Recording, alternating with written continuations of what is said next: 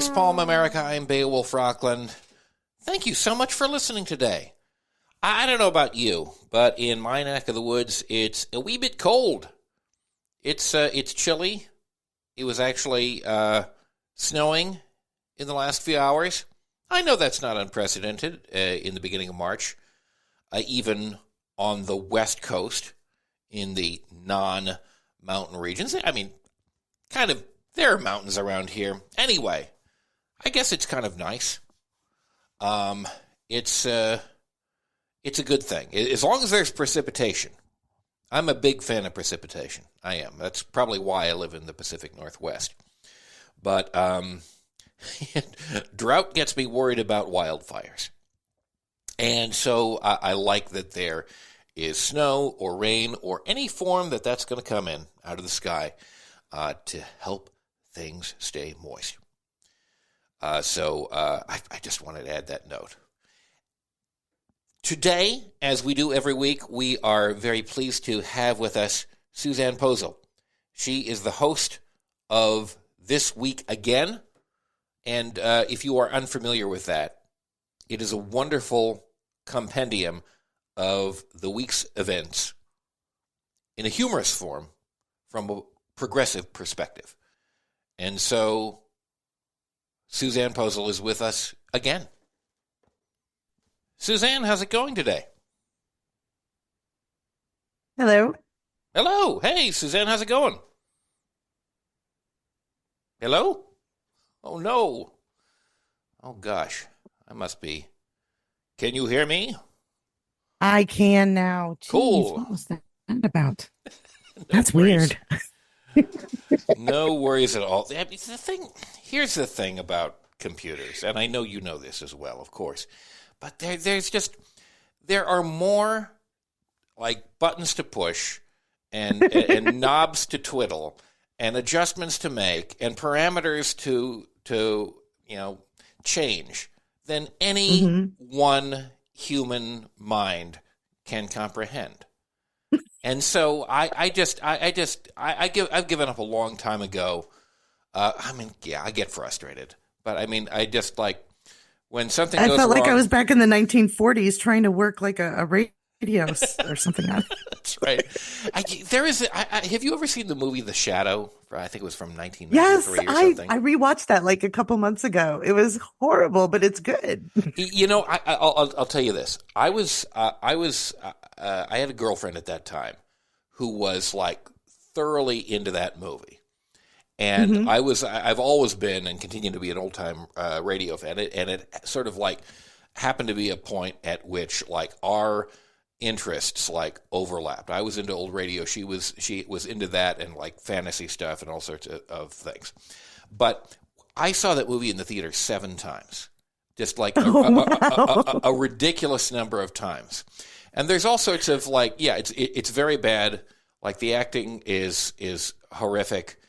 And I do love me some Alec Baldwin. I do. I know what he's going through with Rust and all of that. But sure, yeah. But I mean, this was no Gary Glenn Ross in terms of like his performances. But there's one scene in which, and it has all sorts of neat retro technology, steampunk type of stuff. Not exactly, but from the 1930s, like Van Helsing. That sort of thing. And there was one scene in which, of all people, like Andre Gregory, who was playing the part, like was an assistant, like facilitating communications, and he's sitting in front of this like weird old retro machine where he's like fiddling with knobs and adjusting buttons and things like that. And when you said that is what I imagined, like you doing in order to try the scene where Andre Gregory is sitting there in front of this like weird retro 30s like steampunk Van Helsing equipment and trying to get the microphone to work. That's the image that came into my mind. And the image that came into my mind, this is the funny thing. The image that came into my mind was from the Marvel show Peggy Carter, where Tony Stark's father is trying to move things around and use the equipment. And it's like 1944, okay. 1930. Yeah. So, okay. It's hilarious. I haven't seen that. But I have seen, like, strangely enough, like, okay, really, I don't follow that at all. But I happen to have seen like the first episode of like WandaVision. Oh, continue watching it. It is such a good show. Okay, it was not bad. And what the thing that stuck in my mind out of everything is the fact that they, like at the end, like where they're looking at equipment or something like that, that's like controlling the television show and what have you.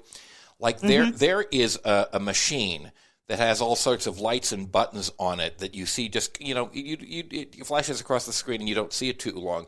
But I paused it, and it is actually the same machine, which happens to, I'll just give them a free plug, the Rodecaster Pro, which I use to record all of my podcasts, radio shows, etc. It's what this is being recorded on right now, and I thought that was so neat and cool because it looked. I mean, more than anything, I completely understand why they used it because it looks like a cool, neat like thing with all sorts of lights and buttons and levels and things like that. It's very illuminated.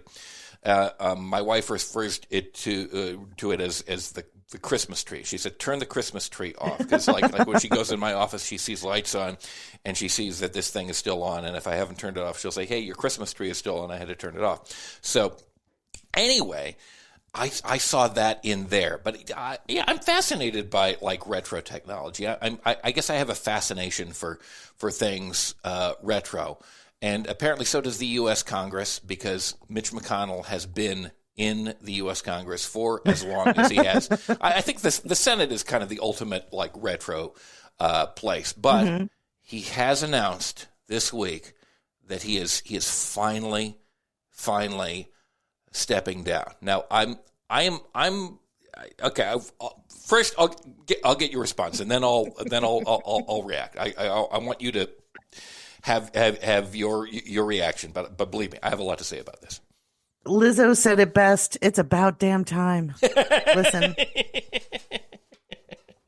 I saw her with my daughter in San Francisco. It's one of the few pop concerts that I've ever been to in my entire life. I really enjoy her. I know she's going through it with some accusations of body shaming, which is weird and ironic. And anyway. Mitch McConnell, glitchy McConnell, overdue McConnell. Listen, it's been a long time coming, and hate to see you go, but love to watch you leave. Okay. Yeah. Fine, but the problem is, and I hate to say it, the problem is the garbage that is going to replace him is probably going to be a poorly educated maggot.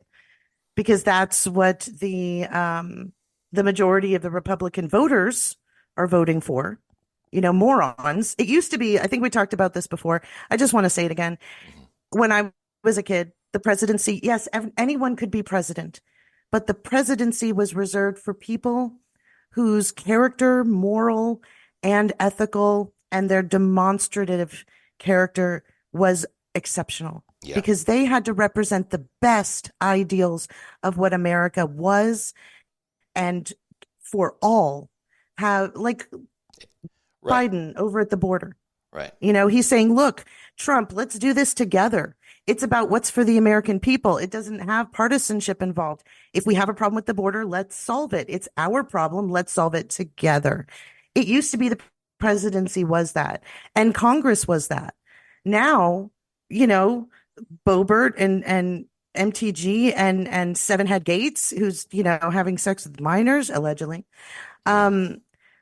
We just, anybody now can be president. We've taken the best of us out of that framework and just said, anyone can be president. Right. And so and to be sure, my fear is there have been like presidents and politicians with very real flaws, but at least in the past they had to present themselves and assert affirmatively that they were of like some basic degree of moral character, and that is no longer the case. Yeah. Right.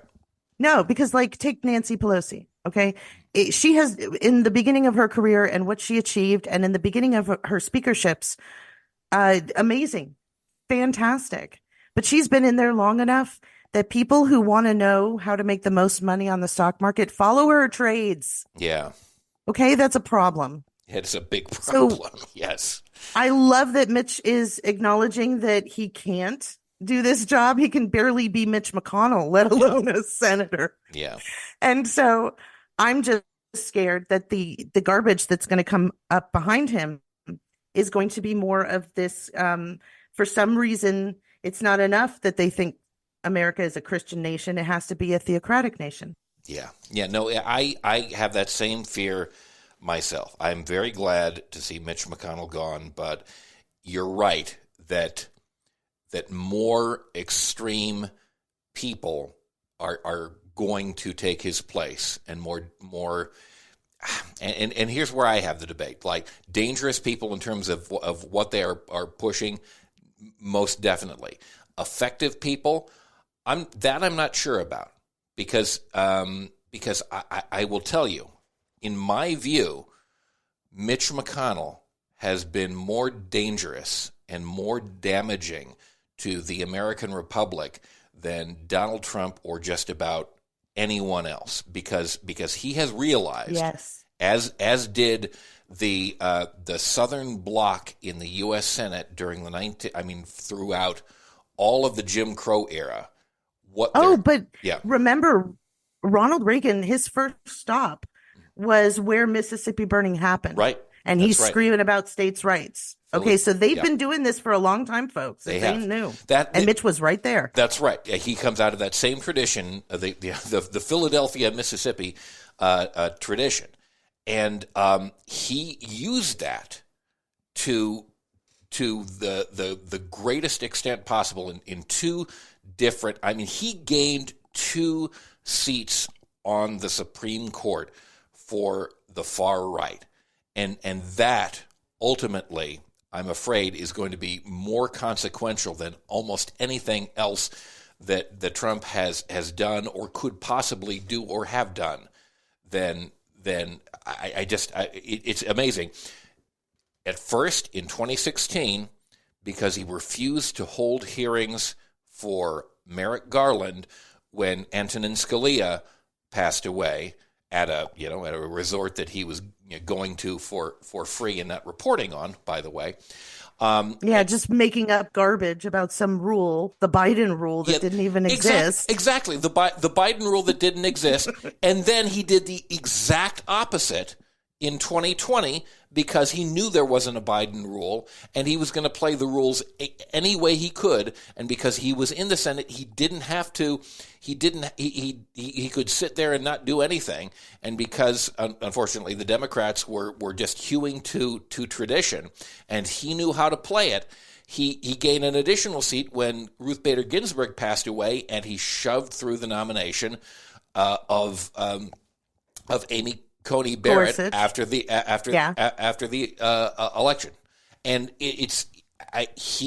those changes on the Supreme Court have already had, as we can see by the Dobbs decision, and will continue to have probably for the next generation, like the most deleterious effects on our country imaginable. And so, yes, look at what they're doing right now. Yeah, they have decided that the second highest court in the land is not able to read and comprehend. And now they have to put their 2 cents into whether or not a president has full immunity for life, no matter what he does. Yep. And this not only puts a stay on his trials, which means he's probably going to get into office if we're not careful. Yeah. And then he's just going to make it all go away. Yeah. But then we have partisan politics happening in the Supreme Court. I mean, I don't know, America, I don't think we're sending our best. We are most definitely not. We're not sending our best. We're not electing our best. We're not nominating our best, and we're not confirming our best on the whole. So yeah, I mean that legacy is just disturbing to me, and in that sense, I'm very glad that Mitch McConnell is gone. But yeah, with regard to Trump, I mean that's just one precedent. Like the idea and it's a critical precedent, like that the president of the United States